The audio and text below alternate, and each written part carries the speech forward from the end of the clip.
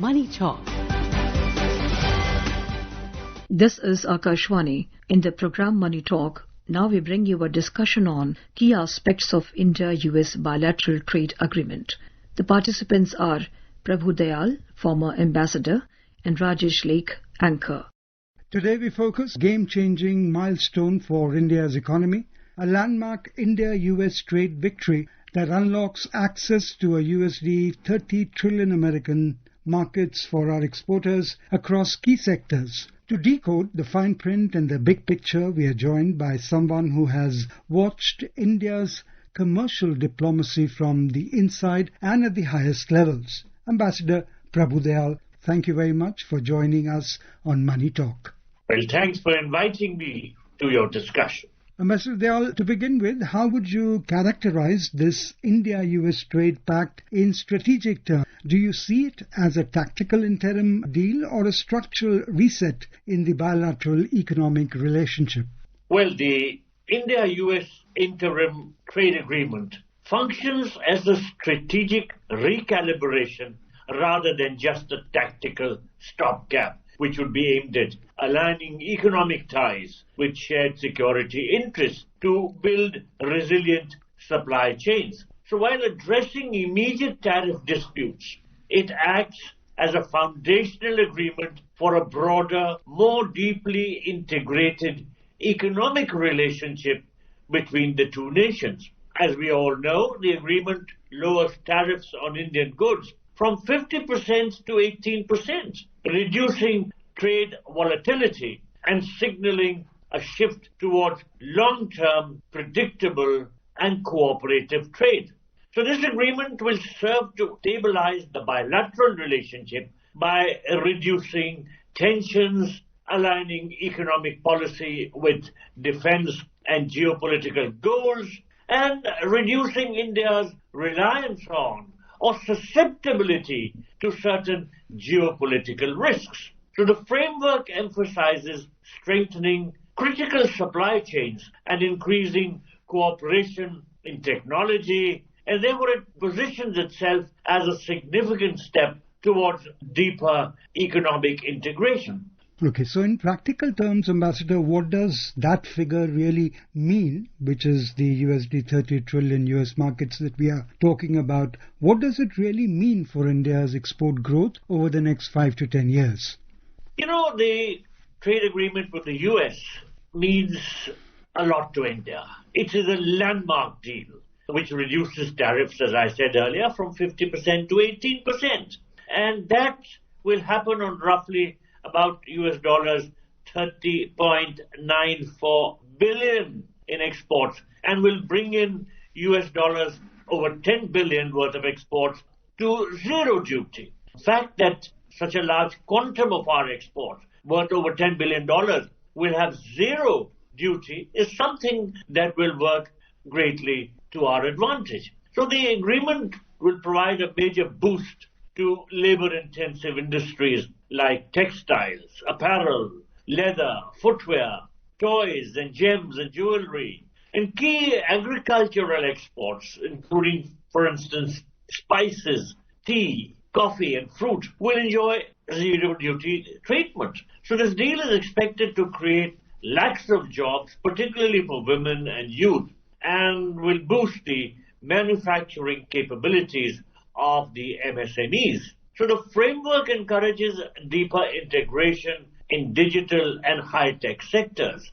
This agreement, I think, will ensure a predictable long-term trade relationship with the US and provide stability for Indian exporters. You also mentioned a bit on the 50% reduction to roughly about 18% reduction in many lines, or even zero in some categories. How does this tariff restructuring translate into hard on-the-ground competitiveness for Indian exporters? Well, you know, the reduction of US tariffs on Indian goods from 50% to 18%, and as I pointed out, with some categories reaching zero, will translate into significant on-the-ground competitiveness by restoring price parity, improving margins, and accelerating export volumes for key labor-intensive industries. This shift effectively reverses the impact of last year's trade war and will place Indian products at a competitive advantage over rivals in Vietnam, Bangladesh, and China. With the removal of the 25% punitive duty, which was previously linked to Russian oil purchases, Indian exporters can price their products more competitively without shrinking their profit margins, which had been severely impacted by the 50% tariff regime.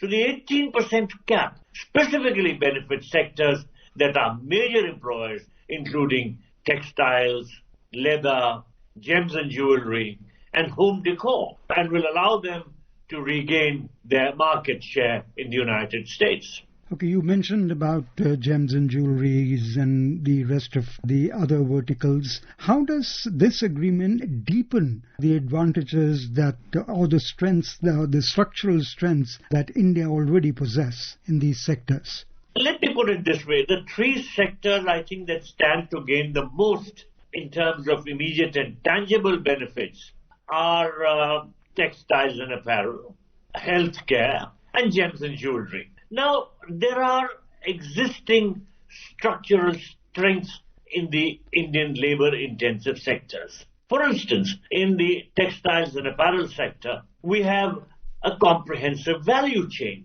India possesses a strong, integrated textile value chain, ranging from fiber and yarn to finished garments and home textiles. There is also a very important fact relating to raw material availability. Large-scale cotton production and a growing manpower-made fiber base provides a reliable raw material supply. Then, of course, there is this aspect of specialization. India is a global leader in cotton knitwear, especially in hubs like Tripur, and home decor, including products like carpets and man-made products, which are like makeups and bedspreads. So we come now to leather and footwear. Here again, India is a global hub for leather, and it produces about 3 billion square feet of leather annually with a robust and eco-sustainable tanning base. So the fact that raw material and the tanning base exists in such very, very strong fashion gives an advantage. It gives a structural strength. Then, of course, there is this aspect of manufacturing capacity. India is the second largest global producer of footwear. Ambassador Dayal, you mentioned three sectors: textiles and apparel, gems and jewelry, and healthcare. We would like you to elaborate a little bit on the healthcare sector as to how it will benefit from this deal. The deal secures zero duty access for generic drugs and essential pharmaceutical ingredients. India is known as the pharmacy of the world. And this pharmacy will see immediate margin expansion for major FDA-approved manufacturers as high tariff barriers are removed. So there is already a lot of excitement in the pharmaceutical and healthcare sector regarding the prospect which the deal has for them in terms of increased prospects. Let's come to agriculture, which is both politically and socially sensitive in India. How has the agreement managed the balance between expanding export opportunities for Indian farmers and protecting them from sudden import surges or unfair competition? Protecting highly sensitive sectors like dairy, meat, poultry, and cereals is critical for India's food security and rural livelihood, as these areas employ 58% of the population. Now, these red lines safeguard smallholder incomes, prevent market destabilization, and ensure domestic self-sufficiency in essential commodities. So by protecting these sectors, India prevents imports from undermining local prices, shielding farmers from volatility. Since rural communities heavily depend on these specific sectors for income, protecting them from competition is essential for livelihood stability. So the red lines are part of a strategic approach to trade that allows for increased export potential, for example, in spices, tea, and textiles, while ensuring that critical sectors with high domestic employment and consumption are not compromised. And I'm happy to observe that in the trade deal, adequate protection has been given to the sectors relating to our agriculture, which are very sensitive for us. So, Ambassador, certain agricultural lines like the spices, tea, coffee, fruits, nuts, and processed foods are reportedly getting improved or even zero duty access. Which specific agri-value chains do you think could emerge as big winners in the US markets? Several agri-value chains are poised to emerge as big winners in the US market. This deal, which covers about 1 billion Indian agricultural exports, it now grants duty-free access to many products, strengthening India's competitive advantage. As one of the primary beneficiaries, Indian spices, including cumin, turmeric, and pepper, will enjoy zero duties, allowing them to compete more effectively against other suppliers who face higher tariffs in the US, example, Vietnam, at 20%. Now, a key advantage is that the US is a high-demand, high-value market for premium spice products, and specific spices from India have carved out a niche for themselves in the US market and will continue to do well because of the advantages which the new trade deal gives to them. Then another product is fresh fruits, particularly, say, mangoes, bananas, guavas, papayas, and pineapples. These are also on the list for zero duty access.